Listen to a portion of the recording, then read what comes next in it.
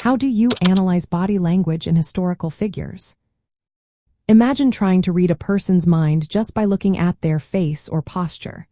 Now, think about doing that with figures from history, where you only have paintings, photos, or written descriptions. That's what analyzing body language in historical figures is all about. It's like piecing together a puzzle from clues left behind. Since we can't see them in person, we're relying on visual evidence like portraits, sculptures, or photographs, and written accounts that describe how they behaved or moved. The first step is understanding what body language really tells us. Facial expressions can show feelings like confidence, worry, or anger. Posture reveals whether someone is open or defensive. Gestures can indicate authority or nervousness. For example, a leader standing tall with broad gestures might seem confident, while someone with hunched shoulders might appear anxious. Even eye contact or where they look can suggest dominance or submission. But it's important to remember that body language isn't the same across all times and cultures. What was considered respectful or powerful in one era might be different in another. For example, a formal pose in a 17th century portrait was meant to show dignity and control. Today, that same pose might look stiff or overly formal. So, understanding the social norms of the time helps us avoid misreading these signals. To analyze these cues, experts often combine knowledge from history, psychology, and social science.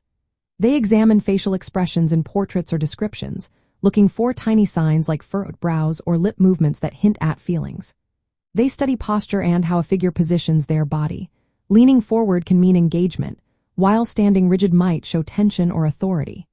Hand gestures, like a raised hand or clasped fists, tell us about confidence or nervousness. Eye gaze, whether directed at someone or away, can reveal feelings of dominance or contemplation. For example, during speeches or debates, analyzing a leader's facial tension or hand movements can reveal whether they feel confident or uneasy. Some researchers even watch silent footage to focus solely on nonverbal cues, noting behaviors like collar pulling or hair touching, which can signal stress or deception. Modern techniques from forensic psychology, like spotting micro-expressions, brief facial flashes that reveal true emotions, are sometimes adapted to interpret historical images or descriptions. Of course, there are limits. Without direct observation, we're often making educated guesses. Cultural differences and the context of the time can change what certain gestures mean. Overinterpreting can lead to mistakes, so it's best to use multiple clues and consider the bigger picture. By studying body language in historical figures, we can get a better sense of their personalities, how they led, and how they interacted socially. It helps us understand why they made certain decisions or acted in specific ways.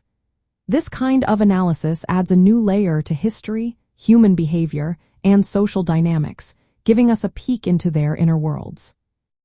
So, analyzing body language in historical figures involves carefully examining visual and written clues, keeping cultural context in mind, and applying psychological principles. It's like decoding a silent language that reveals feelings and intentions, helping us connect with the past in a more personal way.